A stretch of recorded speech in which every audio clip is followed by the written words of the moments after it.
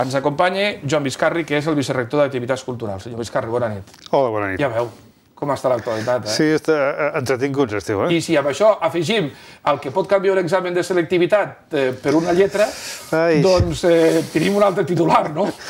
No us podeu queixar, No ens podem queixar.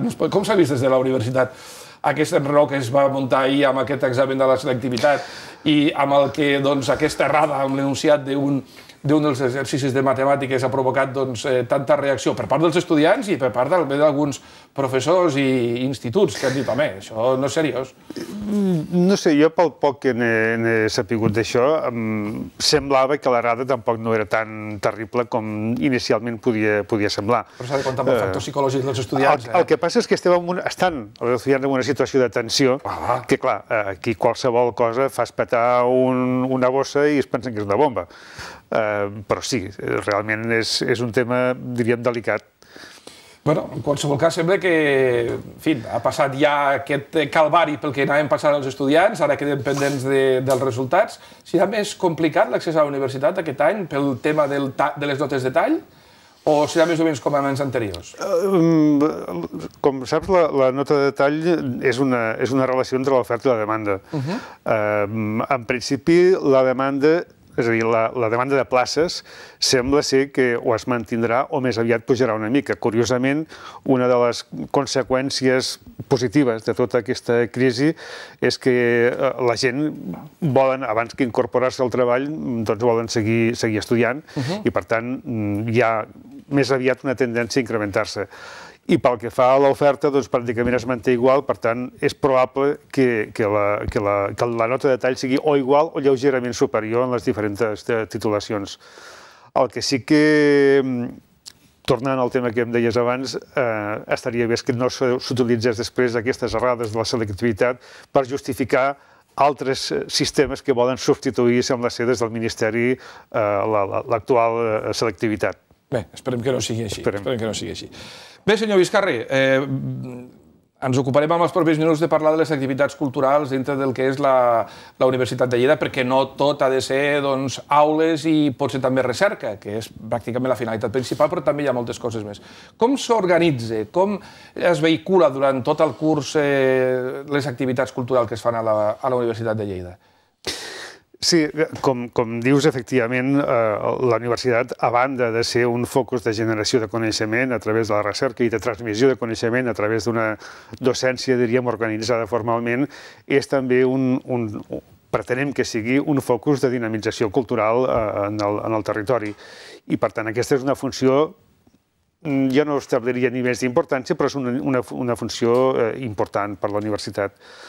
En el nostre cas, el que fem és que dins d'aquest vicerrectorat d'activitats culturals que porta la coletilla i projecció universitària, un nom excessivament llarg, el que fem és organitzar diferents serveis dins de la universitat, serveis culturals, serveis d'esports, el servei de publicacions, a diferents... Hi ha també el tema de la universitat d'estiu, que estan al capdavant dels quals hi ha un tècnic i que estan, diríem, coordinats i impulsats per mi.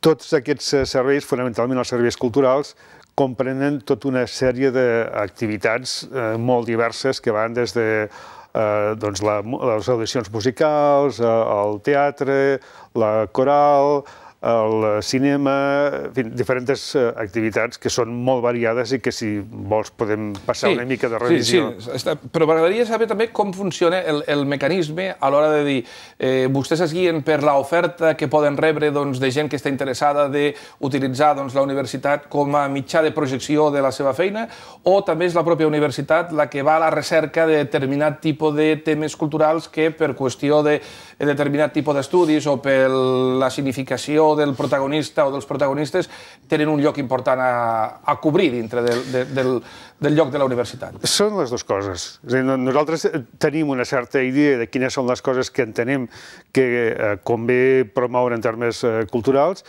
però també tenim una mica l'orella posada per saber quines coses, quina repercussió tenen les diferents coses que es proposen, perquè també ens interessa, òbviament, que hi hagi una repercussió.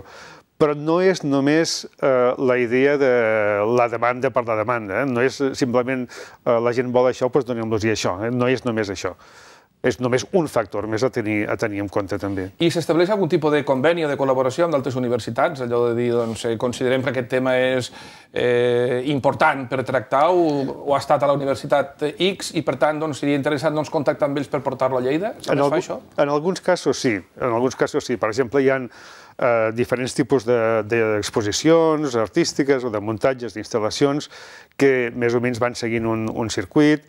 Hi ha, per exemple, tot el tema de la xarxa Vives d'universitats, que és totes les 21 universitats que corresponen als territoris de parla catalana, als països catalans, i que tenim programes d'intercanvi, diríem, habituals, i per tant implica també una connexió directa, també en formes d'exposició, de transmissió d'informacions, etc. Sí, sí. Hi ha dos aspectes significatius que potser criden més l'atenció perquè tenen aquest tipus de projecció que va més enllà de l'àmbit intern de la pròpia universitat, que és, per exemple, el de la coral. La Unicor, que és un mitjà per traslladar la música, potser ja entenc més enllà de la pròpia frontera universitària, de la que també tenim un vídeo, perquè van enregistrar un lit-up d'aquestos famosos que ara estan de moda a l'estació de Lleida. Com es va crear la coral?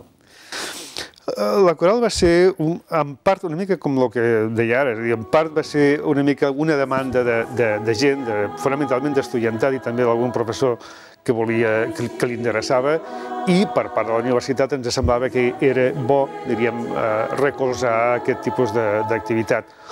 Un tipus d'activitat que al final, com totes les activitats culturals, són fonamentalment centrades en la comunitat universitària, però no exclusivament en la comunitat universitària, és a dir, estan obertes, diríem, a la població en general. Aquesta és una activitat que ha tingut força èxit, el vídeo aquest ha estat bastant apropiat per fer que es conegui més la coral. Per la nostra part, en aquest moment de la coral, el que ens interessa és consolidar-la. Hem tingut en els últims anys un cert problema en què uns quants dels membres d'aquesta coral estan a la coral perquè formaven una assignatura, uns crèdits d'una assignatura, però clar, això representava que començaven el curs, s'incorporaven i acabaven el curs i marxaven. Sí, perquè això com funciona? Vull dir, se renova la coral o hi ha gent que perquè li agrada la música i perquè té uns determinats valors i un determinat sentiment de vinculació a la coral pot continuar independentment de que hagi acabat els seus estudis? Sí, sí, sí. Hi ha una part que són uns crèdits que es reconeixen dintre d'una de les assignatures, però després hi ha qualsevol altra persona de la comunitat universitària que li agrada i que pot estar allà indefinidament. I, de fet, aquesta és la part que ens interessa anar reforçant perquè és allò que dona continuïtat a la coral. Quants membres hi ha? Doncs ara deuen ser, no sé, una vintena, pot ser, una cosa així. I el fenomen de la tuna, que es parlava tant a les universitats, ha passat a la història? No hi ha tuna a la Universitat de Lleida? Jo, quan jo vaig començar a venir aquí a la universitat, i parlo ja de la prehistòria, però quasi, encara hi havia alguna resta d'alguna tuna. Últimament sembla ser que això ha passat a la història, no sé si definitivament, perquè això no se sap mai. Semblava que, per exemple, el tema de les orles era un tema que havia passat a la història i de sobte es va recuperar i ara es torna a fer. Per tant, jo no dic que en el futur no pugui tornar a existir. A revifar, no? Sí, sí. Bé, hi ha una altra de les activitats que també és interessant, perquè aquí quan parlem de castellers ens fixem molt amb el tema dels castellers de Lleida, però des de la pròpia universitat també s'ha creat una determinada colla, que és la dels marracos, i que també m'agradaria conèixer en quin punt està, vull dir, fins on pugen, quants esgraons fan, si fan alguna pujada important o de moment van fent. I també hi ha molta gent implicada. La colla dels marracos és una d'aquestes... Passa amb d'altres activitats, això. Bàsicament, aquestes activitats culturals funcionen en la mesura que hi ha un grup, un nucli de gent que ho impulsen. És a dir, si ho impulses des de dalt simplement, això no funciona. En aquest cas, és un cas molt clar d'un grup d'estudiants que els agradava el tema i que ho van començar a impulsar. El que ens hem fet des del vicerectorat és recolzar-los amb allò que bonament han pogut. És veritat que ha anat increscendo això. Ja ho té que fer. Ja ho té que fer. La colla castellera ja ho té que fer. En general, probablement tot el tema de les colles castelleres a Catalunya en general és un tema que ha anat augmentant i en el cas de la universitat també. Jo ara no sabria dir-te exactament quin número de gent hi ha, però hi ha bastanta gent. Estan progressant molt també en el tipus de castells que estan fent, amb un agravant, un hàndicap, una cosa que no tenen les altres colles castelleres, que és que no tenim canalla. És a dir, no hi ha una enxaneta que és un crio aquí. Clar, són estudiants universitaris, per tant, no tenim crios. La qual cosa complica encara una mica més el tema. Es pot fer una mena de distribució de pesos, no? Però clar, les edats són les que són. Bé, hi ha un altre dels aspectes, jo no sé si des de la universitat se vincula a les festes, no? Perquè com a projecció d'activitats promogudes per l'estudiantat tenim l'Agrònom de Ferro, que també és una d'aquestes festes que, en fi, cada any tenen un determinat ressò important. Jo no sé si la universitat com a tal s'implica dintre d'aquest tipus d'activitats. O és una cosa més d'estudiants? Aquest és un tema més d'estudiants. I a més, jo quasi prefereixo que vagi sent així, perquè aquestes coses, en el moment en què s'institucionalitzen, perden fins i tot una mica el seu, no diré que el seu morbo, però la seva gràcia. L'estudiantat, per exemple, fa tot el tema de la Festa Major de l'Estudiantat, amb tot un seguit d'activitats. Són coses que es recolzen també, òbviament, des del rectorat, des de la universitat, però jo crec que el protagonisme correspon fonamentalment a l'estudiantat. Ha estat un any complicat aquest pel que fa a les activitats culturals, perquè recordem que les activitats culturals en molts casos estan... El que potencia una activitat determinada cultural és algun nom important que ha de vindre des de Barcelona, que ha de vindre des de Madrid, que suposo que se li ha de pagar l'hotel, el viatge, i això són despeses, i amb aquest any que en qualsevol aspecte parlem de retallades, jo no sé si també s'ha notat això dintre de l'activitat cultural del dia a dia de la universitat. Sí, s'ha notat. Jo no diria que s'hagi notat més en les activitats culturals que en altres tipus d'activitats, però sí que s'ha notat igual que en les... És a dir, les retallades, les restriccions pressupostàries han afectat a tot el conjunt d'activitats i entre elles també a les activitats culturals. Un dels nostres objectius, no l'únic, però un dels nostres objectius pel que fa a les activitats culturals és impedir que es trenquin dinàmiques que porten ja uns anys funcionant i funcionant relativament bé per qüestions econòmiques. Jo crec que si alguna d'aquestes coses que estan funcionant es tallen, és molt difícil després de tornar-les a recuperar. Per tant, una mica el nostre esforç és, amb els més limitats recursos que òbviament tenim any rere any, procurar que la cosa segueixi endavant, amb els diferents àmbits. Hem parlat de la universitat com a impulsora d'activitats culturals. M'agradaria també parlar dels estudiants, també com a receptors, en bona part, d'aquestes activitats culturals que es fan. Són també proactius en aquest aspecte a l'hora de recomanar, a l'hora de suggerir determinades activitats novedoses o que a ells els hi cridin especialment l'atenció? I si n'hi ha, són molts o hi ha un grupet concret que són els que sempre aixequen la mà? Són menys dels que ens agradaria. Amb l'estudiantat passa una mica com amb el conjunt de la societat. La gent que es mou i tal, doncs són relativament pocs. I llavors passa que te'ls acabes trobant a les mateixes persones amb diferents entitats, però amb les mateixes cares. A nivell de l'estudiantat, potser no és tan així, hi ha una certa consciència i unes certes ganes de fer les coses, però jo crec que hauria de ser encara molt més, hauria de generalitzar-se encara molt més. Hi ha un vicerectorat que és el d'estudiantat, que és el que una mica recull totes aquestes iniciatives o totes aquestes expectatives de l'estudiantat i que una mica la seva funció és aquesta, promoure, promocionar que hi hagin activitats d'aquest tipus. Una de les qüestions que nosaltres veiem, i això està sobradament contrastat a nivell de pel·lícules i a nivell de mitjans de comunicació, és quan parlem de les universitats americanes i de temes vinculats a la cultura, sobretot a l'esport, bàsicament temes vinculats a l'esport. Jo no sé si a nivell de la Universitat d'Illa també s'està aprofundint, perquè estudis universitaris vinculats amb això també en tenim, però vull dir, també hi ha aquest ressorgiment de gent que està interessada a activitats vinculades directament a l'esport que es puguin fer durant tot l'any. Ja no parlo de les cheerleaders, vull dir, ja no parlaria d'això. Mira, és una idea també, no sé. Sí, el tema de l'esport és un dels temes que tradicionalment a les nostres universitats, a les universitats de Catalunya i a les d'Espanya en general, no ha estat massa considerat des de la perspectiva de les universitats. Anys llum, òbviament, del que passa a les universitats americanes, o a les angleses, fins i tot. Però fins i tot també a les universitats europees. O sigui, no és només, a vegades tenim una mica la idea aquesta de les universitats americanes, però també a les universitats europees tot el tema esportiu dintre de la comunitat universitària té molt més pes que el que acostuma aquí a tenir aquí.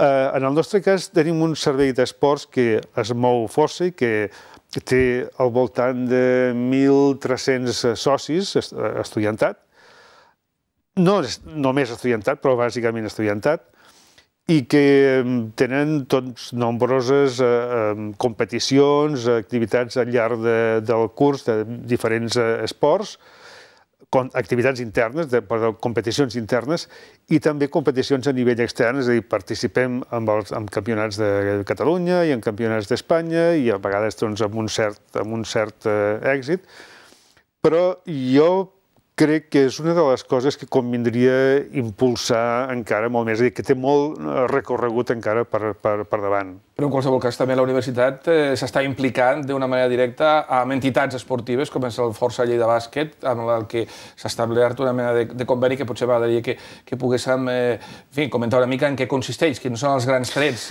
que vinculen amb una entitat i a l'altra. Sí, aquesta és una de les coses que bé, probablement quan no hi ha calés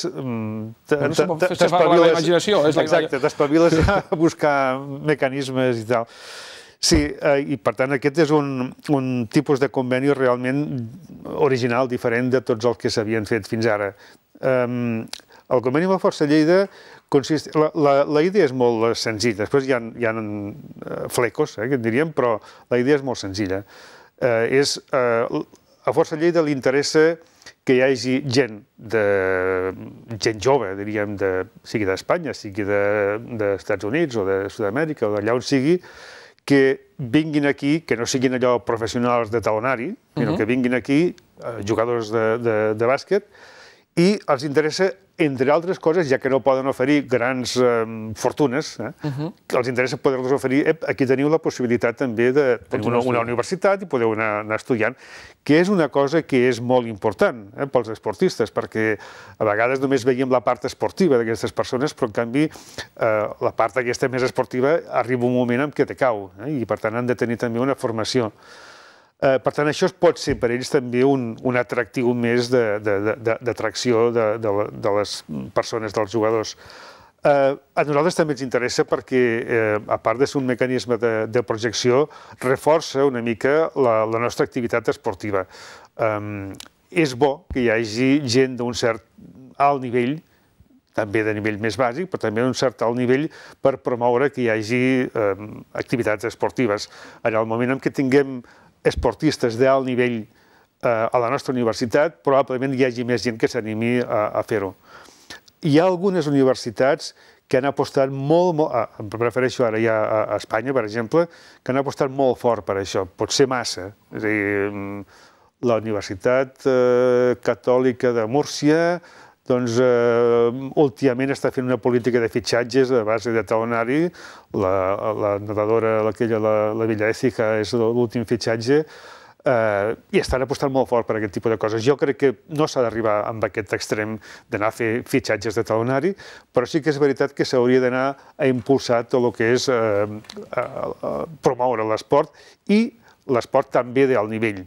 I el conveni aquest amb Força Lleida jo crec que és una fórmula imaginativa que tinc la impressió que serà copiada, i em sembla molt bé que sigui copiada, amb d'altres entitats esportives i probablement també amb d'altres universitats. No crec que sigui una cosa que estigui a nivell de les universitats catalanes gens d'explotada. Dos temes més ja per acabar, perquè ja anem una mica agafats de temps. El tema de la universitat d'estiu. Sí. La tenim a sobre. Com ha anat el tema d'inscripcions, de la gent que ha volgut participar? Ja està, suposo, tot preparat i tot a punt per iniciar una nova edició, no? Sí, de la universitat d'estiu, aquest any em sembla que són 52 cursos el que proposem. N'hi ha a la Seu d'Urgell, n'hi ha a Lleida, n'hi ha a diferents seus territorials, diferents poblacions. El període de matrícula, i aprofito per posar la cunya publicitària, està encara obert, és a dir, fins a final de mes la gent s'hi pot matricular. I jo els animaria a la gent. Pensem que això a vegades hi ha gent que tampoc no ho sap. La universitat d'estiu no és només per la universitat, pels estudiants universitaris. Habitualment, els estudiants universitaris representen una tercera part del conjunt de persones que es matriculen a la universitat d'estiu. Per tant, qualsevol persona de qualsevol àmbit pot inscriure's a la universitat d'estiu. És possible que baixi el número d'inscripcions. La crisi ho toca tot i, per tant, és possible que hi hagi una certa baixada. La nostra política en aquest camp, com en d'altres, és intentar que la universitat d'estiu cada cop estigui més distribuïda en el territori. Igual que en d'altres coses, però aquesta és una, probablement per raons, fins ara no hi entrarem, però per raons potser històriques o demogràfiques o del tipus que sigui, la Universitat de Lleida ha estat sovint la Universitat de la ciutat de Lleida i poc la Universitat de les comarques de Lleida. Aleshores, des del punt de vista cultural, si més no, tenim molt interès en que hi hagi una distribució en el conjunt del territori d'aquestes activitats. La Universitat d'Estiu és una d'aquestes. Una de les coses que no trobarien en d'altres llocs, potser, és la possibilitat de barrejar estudiants universitaris amb professionals. I això dona un plus, diríem, de qualitat. Un apunt només per parlar de les aules d'extensió universitària i després li acabo preguntant per les jornades que tindran demà de FES Salut, que seran les primeres jornades, però ja en plan només pinzellada, perquè ja estem pràcticament fora de temps. D'acord. Tema de les aules d'extensió universitària, que és un altre dels reptes i de les apostes de la Universitat de Lleida i, a més, amb força èxit, no? Sí, força èxit. De fet, com es deia abans, un èxit que sorprèn fins a les organitzadores, no? Alguna cosa així es deien. Sí, molt èxit.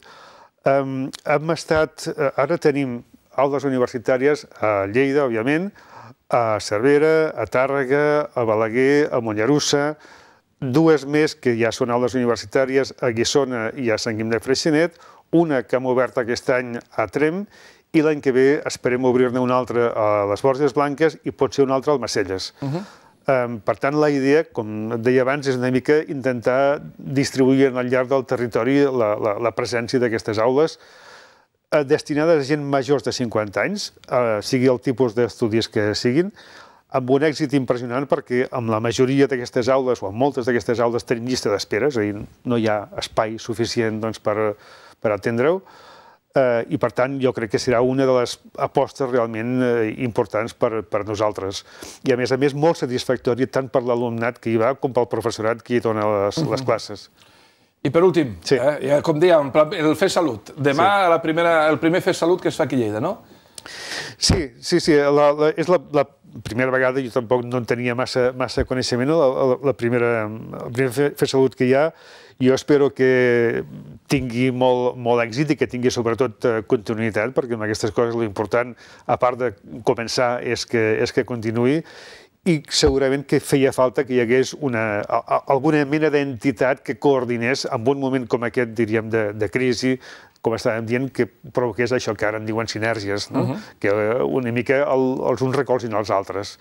Associació Anticida, programa Sirius, sexualitat i discapacitat, mort dignament, són alguns dels aspectes que es tocaran dintre d'aquestes jornades, que suposo que a la plana web o a la web de la Universitat de Lleida trobaran informació aquells que avui ens veguin i, caram, no ho sàpiguin i vulguin atansar-se a participar en aquesta jornada, no? Hi ha una pàgina web també pròpia del FES Salut, o sigui, on expliquen una mica també quines són les entitats, etc. Doncs apa, el doctor Google i el doctor Google ens ho solventarà.